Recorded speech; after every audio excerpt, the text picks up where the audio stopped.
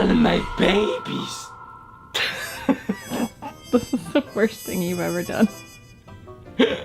Okay, I regret this. Let's just... Alright, that was weird. Forget that. Let's start again. Why is my microphone all the way over there? Let's just keep rolling. This video is an absolute train wreck. I made a video last year about all the stuff I have in my Switch collection, and while that has pretty much doubled at this point, because it really isn't a secret that I'm addicted to Switch games, but something I want to show off today is this. Out here on the table, I have every single limited run game that has released so far. I'm gonna go through every single one of these games in order of release. I'm gonna show off the game. I'm gonna show off the little special card because each release came with a card. And I'm also gonna talk about the game and why I bought it. So, with all of that said, how about we just get started by liking the video. Oh.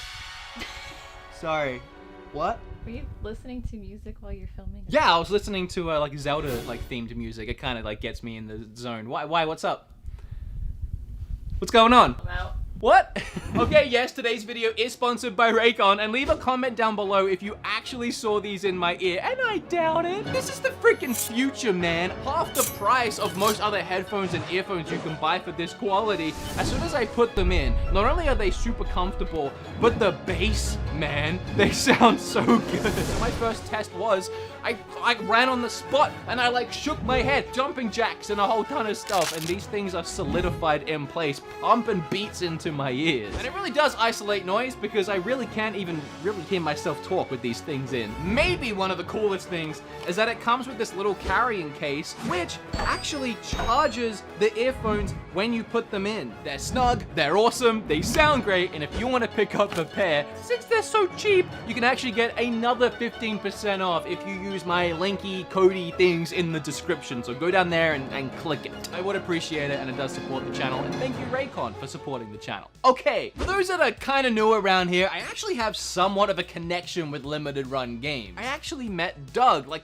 4 or 5 years ago now at an E3 and became pretty good friends with him. He was the guy that founded this whole thing. He's the brains and the brawn behind all of it. So, since the Switch launched and all these eShop games started releasing, and there was a lot of really cool ones that I wanted to see get physical releases, certain ones in particular, I was sort of like nudging him in the ribs like, hey, you want to maybe look into how you could make that happen, because that would be a really good idea. And he has actually helped me getting a lot of these. There were some of them like Celeste, which I don't have in my house yet, that sold out instantly, like immediately, the second they went live, and he helped me, you know, buy one. So I do have to give a huge thank you to Doug for helping me with all of this. With all that said, the first one was one I really wanted. It's a point and click game done in the style of a lot of old school point and click games, and even developed by 2 amazing people who made other games like Monkey Island and Maniac Mansion. And all of those influences can be seen in this game. It is very much like Maniac Mansion, with a lot of the humor and charm of games like Monkey Island. Alright, the next one that released was Mercenaries Kings and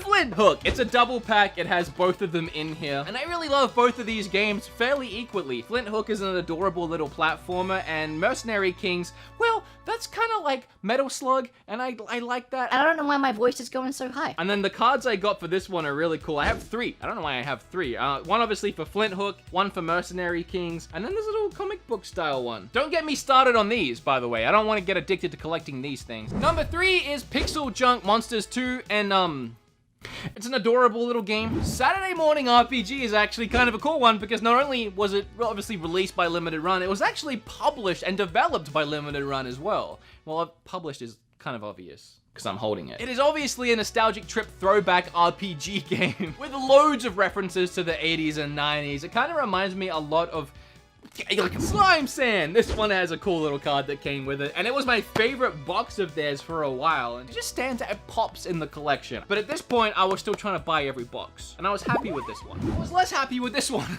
I still don't know what this game is, and I just kind of got it, and I was like, okay, I do know what this one is, Night Trap. Whether I was getting all the collectors or not, this is definitely one that I wanted to get in the big box edition. It's not a game I've played on Switch. I actually played it, not back in the day, but when I first started collecting, I got a copy of this game like 5-ish years ago, something like that, and it was awful. It is an awful game. I really like the trading card I got for this one. I can't even remember what's in the collector's edition at this point, but I remember knowing that it was cool at the time.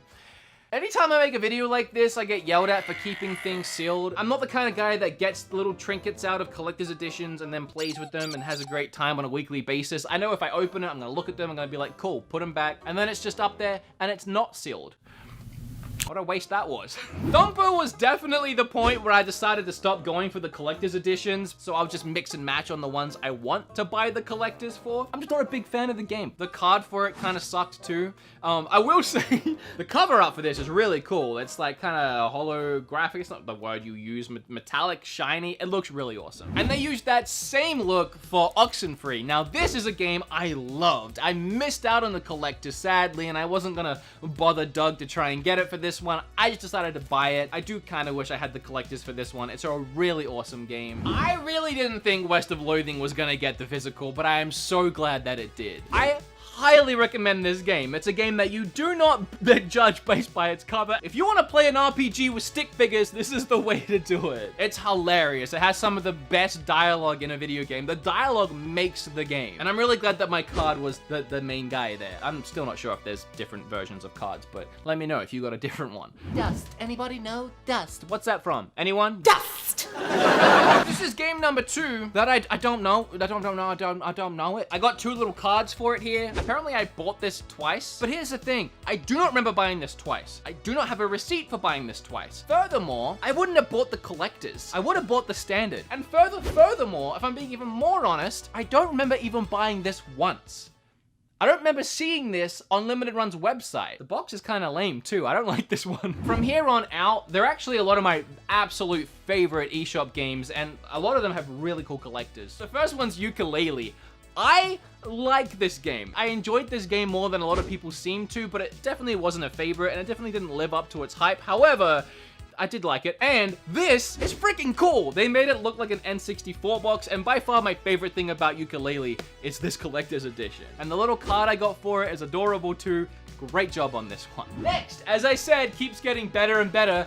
Fury. This was in my top 5 eShop games of, was it last year or the year before that?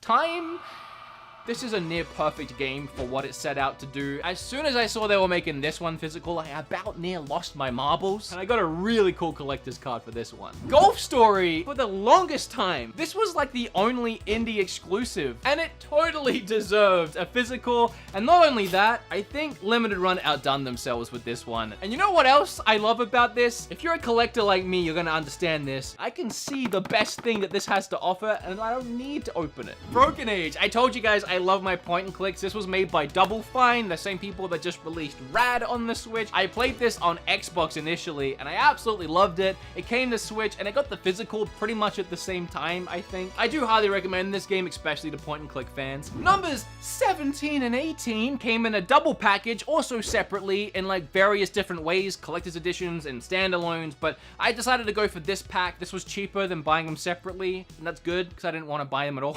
Battle Chef Brigade. This box, other than Golf Story, I think this is the nicest collector's edition they did. I just love that gold trim. Something about this just looks like elegance, like a high-class chef. Don't know what I'm saying, but you might know what I mean. All right, I'm gonna blast through the next 4 really quick. Number 20 here is Cosmic Star Heroine, or Heroine. I haven't played this one. I feel like we all know what Shantae is. The card looks the same as the cover up. It's kind of disappointing. Well, that's kind of naughty. That was a bit risque there on the back. Wow. Windjammers. It's really fun. Danmaku Unlimited 3. I don't really like shoot 'em ups. Also, I got the same card twice. All right, now this was my, like, I don't know what I'm saying. This is another favorite, Iconoclast, and they made it look like a Super Nintendo box this time around. Iconoclast is a really great game. I sound like a broken record, but it's definitely a gem, like almost a hidden gem of the eShop, because it's up there with like the quality of a lot of the best eShop games that everyone talks about, and yet no one really talks about Iconoclast, I don't think. I got 2 different cards for this one again, one with a gold trim. I don't know if that makes it rarer or not, but I love the cards, I love the game, I love the box, I love you. Thanks for watching. Like this video and subscribe. Hey, look, another world. I reviewed this one too. Who would have thought all these years later we'd get a good ToeJam and Earl game after like 2 failures? I really wanted to get the collectors for this one, but it came in like this big, awesome looking box, but it didn't have like any words on it. It was just this like pink box. And I was like, so I just bought the normal one for this one, but it's a really cool case, so I was fine with that. And really cool card too. It is the logo, but it looks nice. I like it. All right, let's just wrap this up. Escapists, it's whatever. I haven't played that one. Curse of the Moon, this is actually a fantastic game, and they made it look like an NES box this time. Bomb Chicken, haven't played it. Giga Wrecker, haven't played it. Ages, haven't played. I actually need to play this one. This one looks fantastic. It's been on my list for a while. Oh, wait. In between that, I was supposed to show this. It didn't fit on the table. Luminous. Actually, I played this on my PS Vita. It was a hidden gem for a long time, but it's probably my favorite rhythm-based music game. It is so freaking relaxing. And then the latest one is Dragon's Lair Trilogy. I love the art style of this, not only the cover but the actual game. It's an old school arcade game where it's like a cartoon that should have been a movie, and you like make choices and it's really hard and it never seems to actually register the choice you want to make in time, so you die and then you have to put in another quarter and try again. Thankfully though, on Switch you don't have to put in quarters, you just gotta buy the game. But it comes with not only Dragon's Lair but Space Age and Dragon's Lair 2. It's like a trilogy. I'm gonna see if that other one came in the mail yet. Well, would you look at that? How is that for timing? You didn't think you'd also get a live unboxing crammed into this collection video. Oh, and I got the collectors for this one too. So Momodora is a really good game. I just love the art style of Momodora. And oh, the card I got is the same as the cover art. I kind of hate when that happens, but it's fine. If you told me that in the future I would be buying games that I legitimately didn't even want on a weekly basis, I would just about slap. But I do have a personal attachment to Switch. I love my Switch. And as someone who does review all of these eShop games, and I'm always trying to find the next game to talk about, when Limited Run were like, we're gonna do Switch, I was like, this is my chance. I'm gonna try and get every single one of these. If you like this video, I can do another one, because have y'all heard of Super Rare Games? Oh, it doesn't end at Limited Run. They've put out like 21, 22 at this point. I could do that. Hey, I wanna show you something. If you enjoyed this video, remember to flip all over the subscribe button, and I can do that and they won't fall out. Remember to check out that code down below. Thank you to Raycon for sponsoring this video. Thank you to Limited Run Games for taking all the money I made from that sponsorship. Like this video if you haven't already. Bye.